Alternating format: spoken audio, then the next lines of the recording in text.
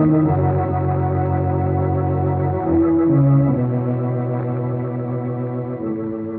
knows what evil lurks in the hearts of men? The shadow knows.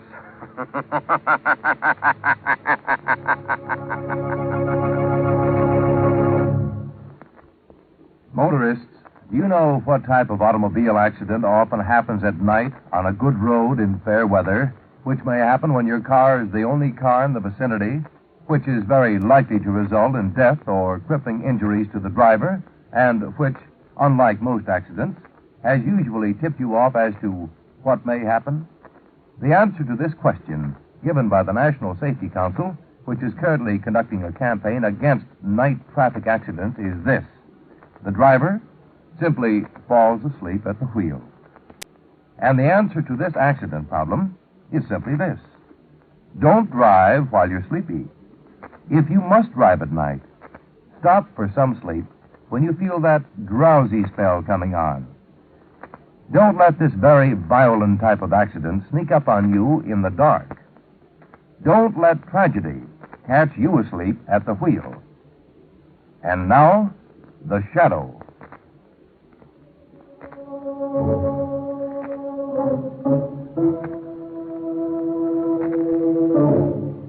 The shadow, who aids the forces of law and order, is in reality Lamont Cranston, wealthy young man about town.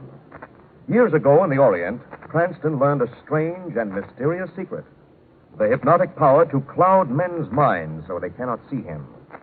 Cranston's friend and companion, the lovely Margo Lane, is the only person who knows to whom the voice of the invisible shadow belongs. Today's drama, Evil in the House.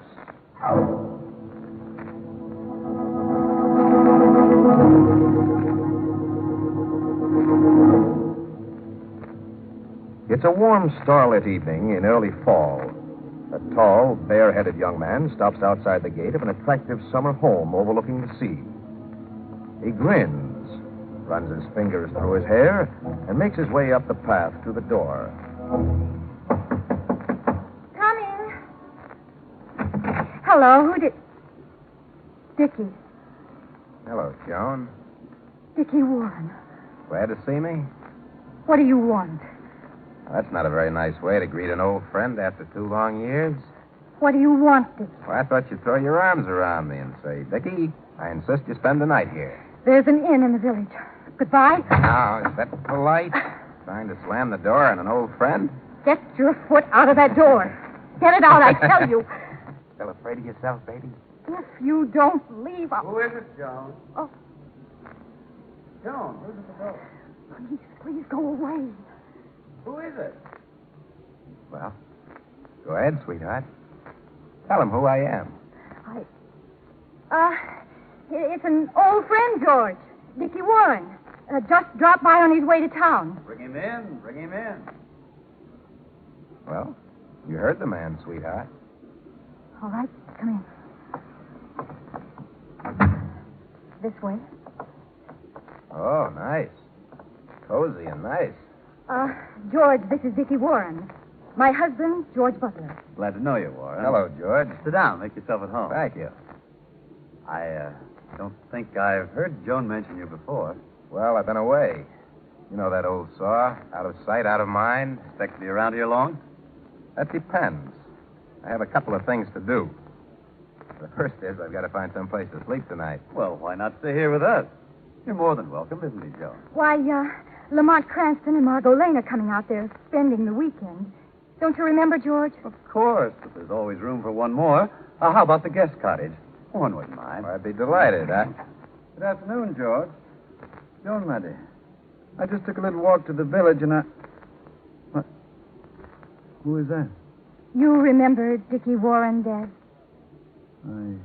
Yes, I remember Dickie Warren.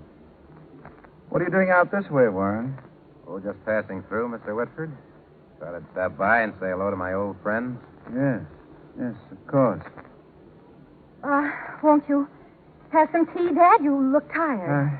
I am a little tired, my dear. Didn't realize how much the walk took out of me. I think I'll go up to my room for a while. You'll excuse me? Anything I can get for you, Mr. Whitford? Not a thing, thanks, George. See you all in the morning. Poor Dad. He's aged 20 years since I last saw him. His wife's sudden death. He's never been the same since. I can understand that. Understand it very well. I better get the guest cottage ready. Of course, darling. Don't mind us. Or and I'll find plenty to talk about. Yes. Yes, I'm sure we will, George. What do you mean? Nothing. We wouldn't think of discussing anything really important until you got back. You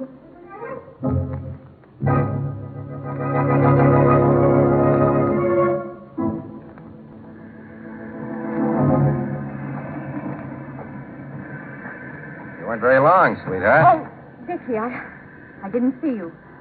I'm sorry to put you to the trouble of fixing that room, Joan. I was thinking maybe I wouldn't stay. Oh. Well, it would be rather awkward. Sure. We can get our business over with right now. Business? What business? Oh, just a little financial transaction. What are you talking about? About the $10,000 you're going to give me? $10,000. It should be worth at least that for your father not to know the truth about your mother's death. Wouldn't it, sweetheart? I don't know what you're talking about. I'm talking about how your mother really died. How you ran out of the stimulant the doctor ordered for your mother's heart condition. It was an accident. I went That's for more. Convenient, though, wasn't it? Considering she was dead when you got back. Especially when you realized how much you hated your mother. That's not true. I thought there was enough of the medicine. I must have used more than I thought. I'm sure your father would understand. My father... Oh, you can't tell him, Dickie. You can't. It would break him. I don't intend to tell him. If you've given me the money, of course. But I haven't got $10,000. You'll get it, though. Won't you, Joan? Won't you? If I do, will you promise to go away and never come back? Why, of course, sweetheart. Of course I'll go away. You don't think I'm enjoying this, do you?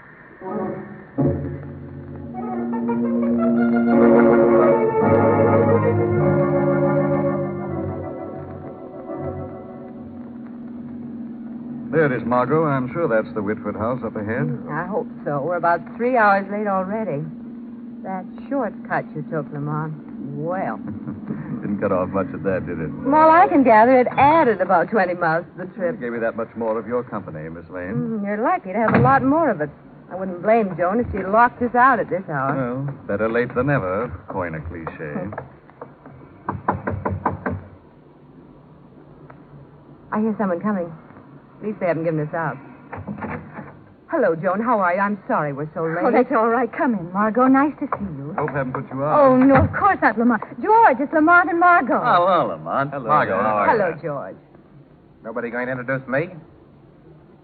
Dickie Warren, old friend of the family. Yes. How are you, Mr. Warren? How do you do? I do all right, thanks, Miss Lane. Brandy, George? Cranston, Miss Lane? No, thanks. Not right now. I'll take one, Warren. Where's Mr. Whitford, Joan? Dad, oh, he's gone to bed. He was tired. He doesn't look well, Miss Lane. Joni tells me that... Tells you what, Warren? Oh, that's right. It wasn't Joan. It was you, George. You said that Mrs. Warren's death had upset him. But Joan did tell you some other things. You two were out in the garden, talking. You two had quite a little chat, didn't you? George, We didn't talk about much, George. Nothing you'd be interested in. I wonder if you'd all excuse me. I'm so tired. I'm sorry, Margo. Lamont. George will be glad to show you to your room. I think I'll have another brandy. Join me, Lamont. No, George, thanks. I think Joan has a good idea. If it's all right with you, Margo and I will go up. The usual rooms? Oh, of course. I'll see you up. We can find our way. Thanks, George. Good night. Good night. See you in the morning. Yes. Good night, Warren. Lamont, what in the world is going on here? Who is Dickie Warren? Friend of the family, as he says.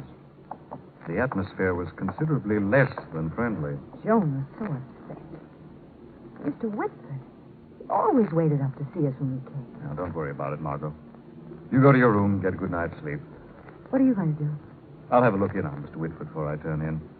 I think he'd feel badly if I didn't at least say good night to him.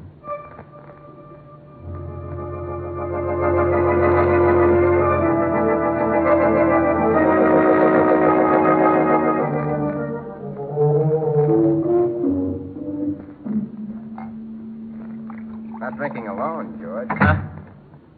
Oh, it's you, Warren. Bedroom drinker? That's bad, George. What do you want? I just thought I'd drop by, have a little talk with you. Before I turned in. I'd like to have a little talk with you, Warren. Shoot. Who are you? What do you want here? Well, that makes everything very simple, George. That's exactly what I wanted to talk to you about. What do you mean by that? You know, George, this is rather delicate. But I'm sure you'd rather I got to the point. Go on. Well, you see, Joan and I were, shall we say, very close friends. And she wrote me some letters. And I thought you might like to have them. For a price, of course. So that's blackmail. Why, I ought Let's to... not lose our heads, George. It's a very simple business transaction. There's no need for hard feelings. If you won't buy the letters, somebody else will. I'm sure the tabloids would love to print them. You're crazy. Who'd buy a girl's foolish love letters? These aren't exactly foolish love letters, George. Add that to the fact that they were written to an ex-convict, and they become very interesting. So you've been in jail, is that it? Oh, a matter of a few months to think over a discrepancy in the client's accounts. What do you want? Money. $10,000 to be exact. If I give it to you? And I'll step out of the picture completely, and your worries will be over. I don't keep that kind of money here. I'm sorry, George, but I can't wait. You'd better think of some way of raising it. I'll give you 1 hour to figure out how. Just 1 hour.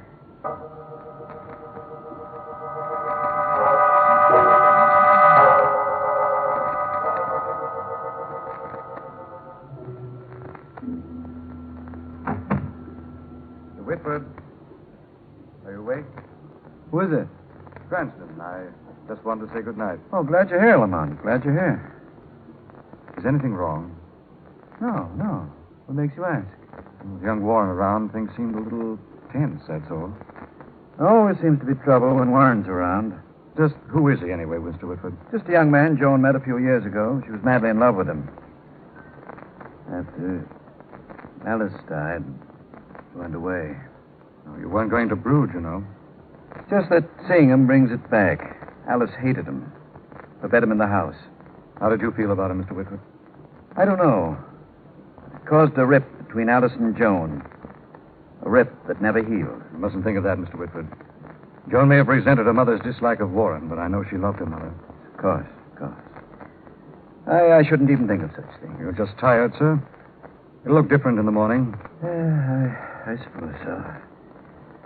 I just wish Warren would go away and leave us the way we were. Now, you try get some rest, Mr. Whitford. I'll see what can be done about your getting your wish.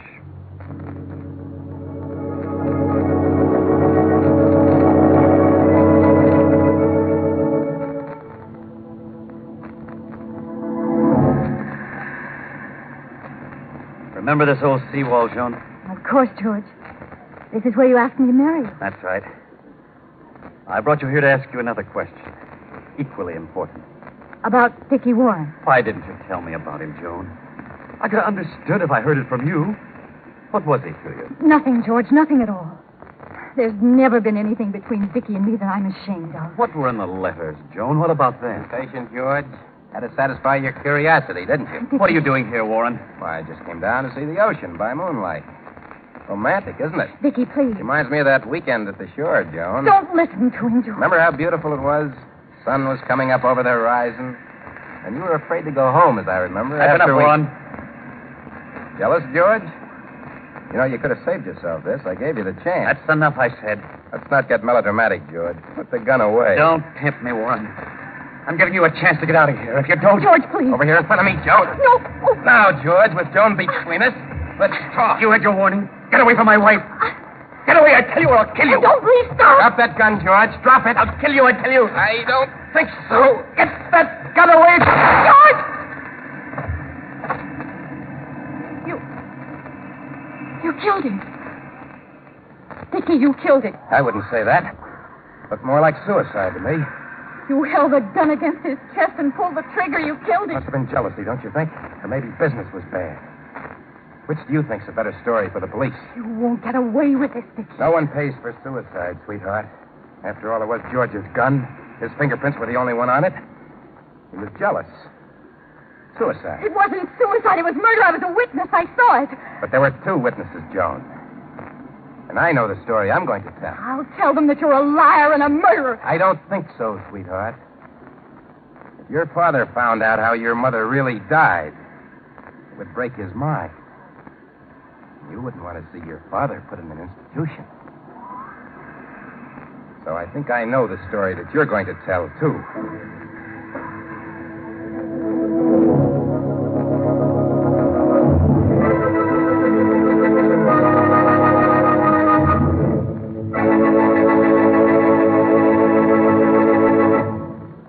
We'll return to the shadow in just a minute.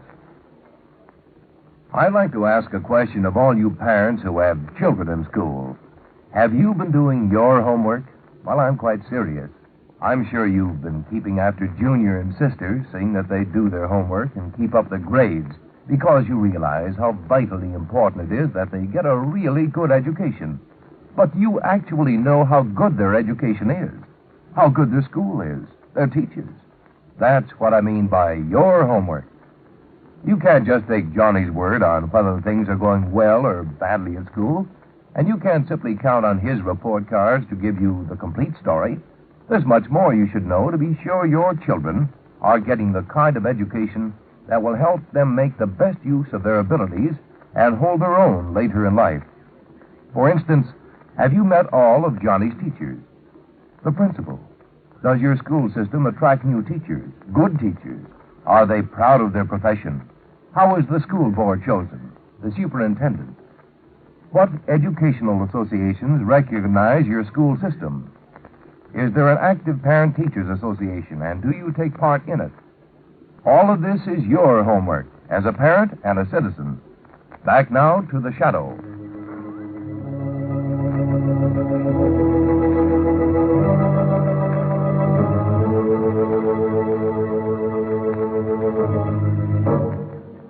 Lamont and Margo are visiting at the Whitford summer home.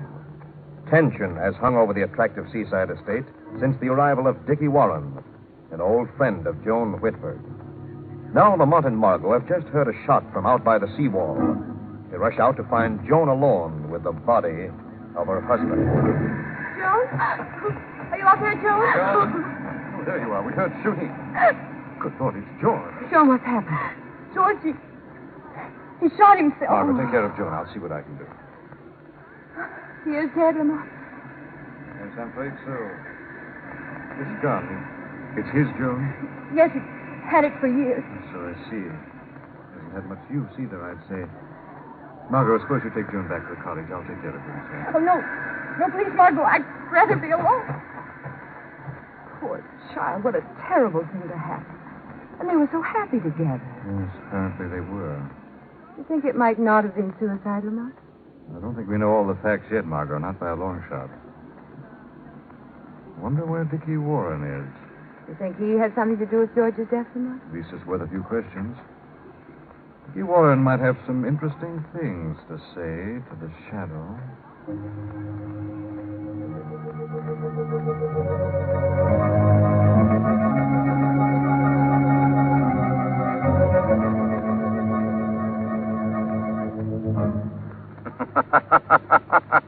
Who's that?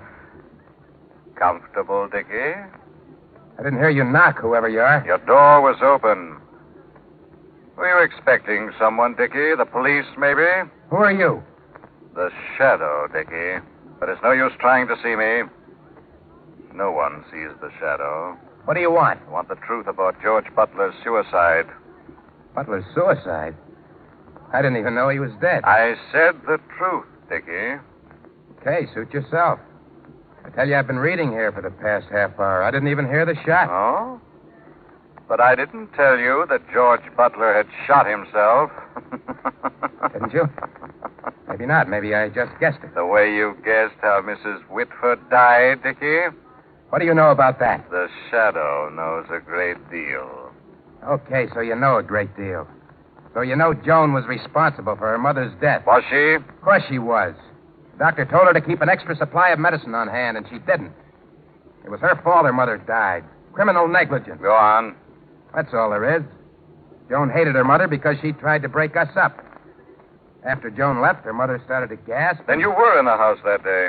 No, I wasn't. I just know what Joan told me later. Where was Joan? She was gone for medicine, I told you. Took her 2 hours. Mrs. Whitford was dead when she got back. Then how could Joan tell you what her mother was doing when she was gone? Look, I don't have to answer these questions. I'm not worried about bringing this story out into the open. I got nothing to lose. Joan has. Nothing to lose except your life, Dickie. That's all. Just your life.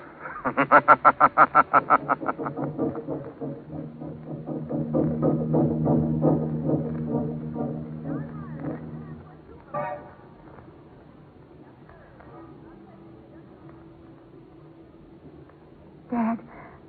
Oh, Dad. What is it, Alice, my dear? Not Mother, Daddy. It's me, Joan. I had the most awful dream, Alice. I thought I'd lost you. Daddy, wake up. This is Joan. Joan? Oh, I'm sorry, my dear. I guess I was dreaming. Oh, what is it, Joan? Dad, I Yes? I need $10,000. $10,000? What for? I can't tell you. What, Joan? I need it tonight, right now. Please don't ask me any questions. What, $10,000? You've got to trust me. I must have the money right now. All right. All right, my dear. You have to have it, I do. And I won't ask any questions. I'll make out a check for you right now.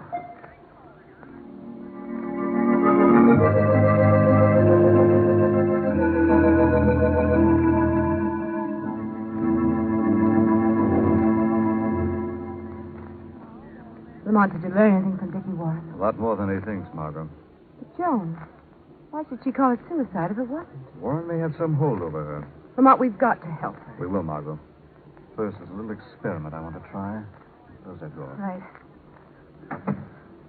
What are you going to do? First, I'm going to wrap this handkerchief around my hand. I'm going to take George's gun. That's the one he killed himself with. I'm going to fire it into those couch pillows, holding it close to muffle the report. Like that. What's that proof? Look here, the handkerchief on my hand. Powder burn. Exactly.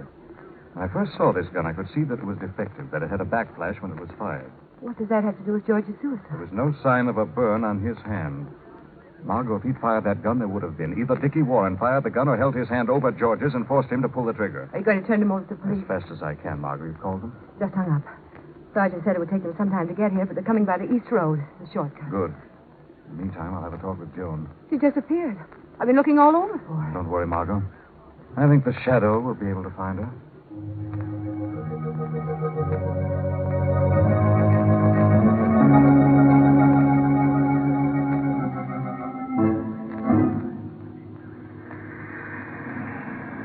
Oh, where is he?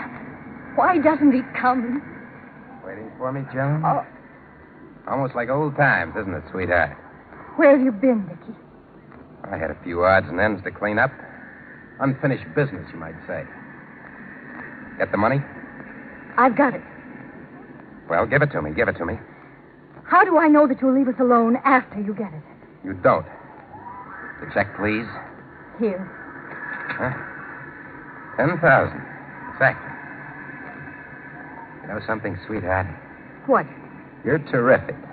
You've got your money now. You better... You missed me, didn't you, baby? Huh? Dickie, please. Didn't you? No, Dickie, no. Joan. It's Dad. Joan. Why did you do it? Why did you do it? Dad, what's happened? Get out of here, Whitford. You killed her, Joan.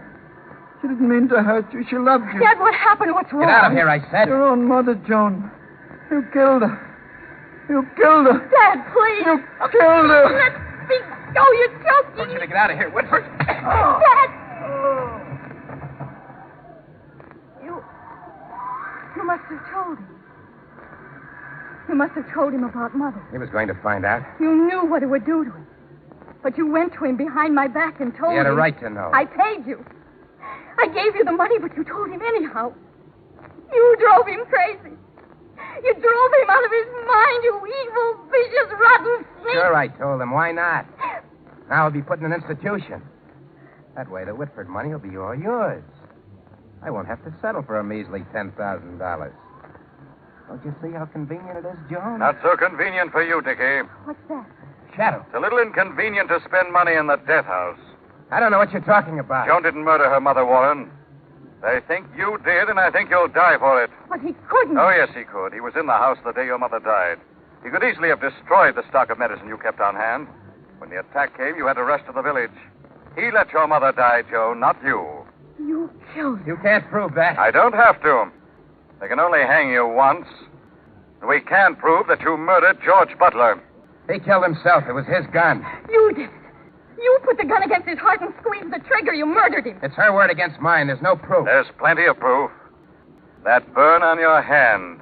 The burn from the backflash. I burned it with a match. The paraffin test will show gunpowder nitrates in it.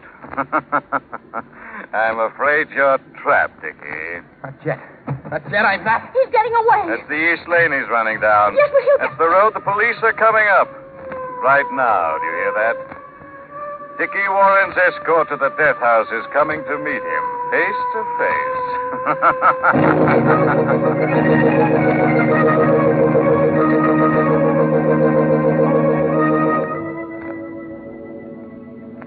Lamont, are the police still holding Dickie Warren? Not only holding him, they have a confession. He told the whole story of Mrs. Whitford's death and George's supposed suicide. Mr. Whitford certainly looked well on the road to recovery when we left. He'll be all right now. The truth will do more to bring back his health than any hospital can. But suppose Dickie hadn't He confessed. had no choice, Margo. The police had George's gun. The paraffin test revealed the presence of gunpowder and the burn on his hand. It was almost as though George had succeeded in marking his killer. Well, the Whitford house was certainly a changed place from the time we arrived to the time we left. No more Dickie Warren, Margo. No more evil in the house.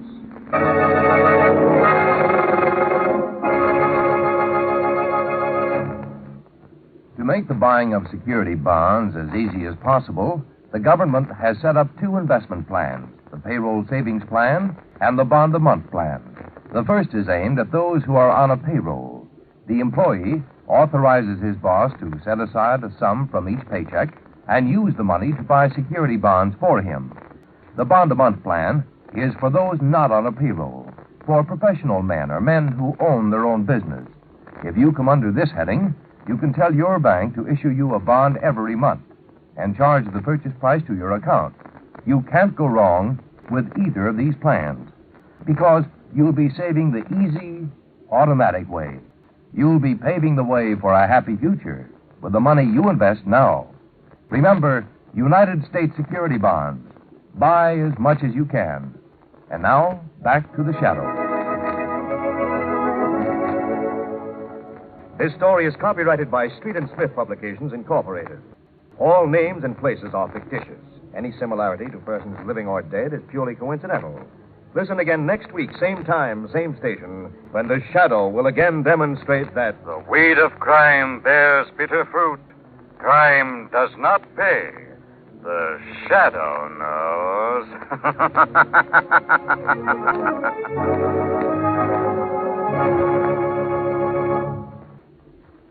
Next week, same time, same stations, we bring you another strange and thrilling adventure in the Shadow's daring battle against the forces of evil.